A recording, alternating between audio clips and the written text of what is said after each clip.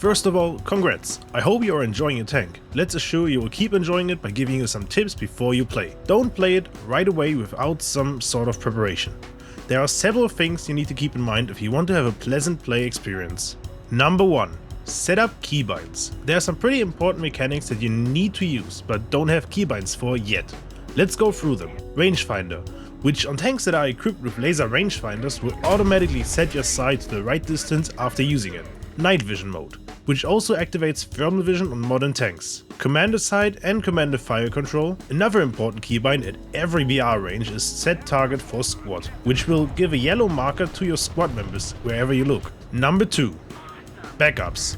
If you bought this premium to grind a tech tree, there's a good chance you don't have a lineup to use together with it. But you can buy a backup, which lets you spawn in the same vehicle twice in one match. That way you just double the size of your lineup and can still play after dying early in the game. The best source of backups is the Warbond shop and the Battle Pass, which will reward you with backups and Warbonds, so you can buy more backups. Please do this, as people who leave after only one death are a pretty big detriment to your own team. Number 3. Get used to new attack vectors on every map. It is something you really have to keep in mind.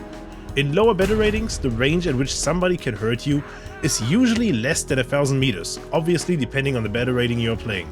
That is not to say that you won't ever be shot from further away, but it's pretty rare and also harder to do for the enemy. So let's look at this example of the Fields of Poland map. This is a map you will see in high tier battles. In lower tier battles, most danger to you will be inside that 1 kilometer circle you can draw around yourself, so you have to have some awareness of your surroundings. Things dramatically change when you get to high tiers, where people have thermal sights and laser rangefinders, coupled with high velocity shells. Now you can be shot from anywhere on the map, as long as the attacker has some line of sight to you. Let's show what I mean. Imagine you're a Panzer IV on the hill by sea, and your team spawn on the right side of the map. Let's draw a 1 kilometer circle around you. That's where you will most likely be attacked from. This is not laser accurate, as I doubt you will often be shot from your own spawn, but it is technically possible. Now let's look at the same example, but with the premium Leopard 2A4. The same 1 kilometer circle is still a danger to you, but so is the entire rest of the map that has sightline to you. You can be shot from up here near the A point. These hills are tall enough to diminish the advantage of your high ground. You can also be immediately shot from both of their spawns, or from basically anywhere on that 5 to 6 line.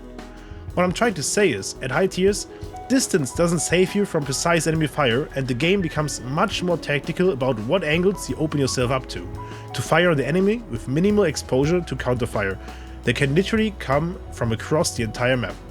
Keep that in mind. I think this is one of the biggest playstyle adjustments when you come from lower beta ratings. Number 4. Depending on what beta rating you came from, armor was more or less relevant there. In high tiers, armor is a pretty big factor, while at the same time, it does often not matter. Lots of high tier tanks have incredibly thick turret armor, to the point that the turret is oftentimes impenetrable from the front, while most NATO tanks have pretty low hull armor, where you can almost always just shoot straight through.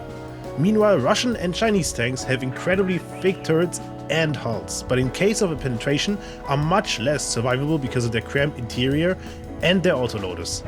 It's important to learn the weak spots of enemy tanks, because bad shot placement will get you killed. Even if you kill their gunner, as long as their commander is still alive, they will just fire back. Just take some time to look at the weak spots of Russian and Chinese tank, as they have lots in common, and of course the other nations' tanks, so you can reliably one-shot them. Yes, at top tier, one-shotting is incredibly important, and not doing so gets you killed very easily. That's it for today, guys. Thank you all for watching. Peace.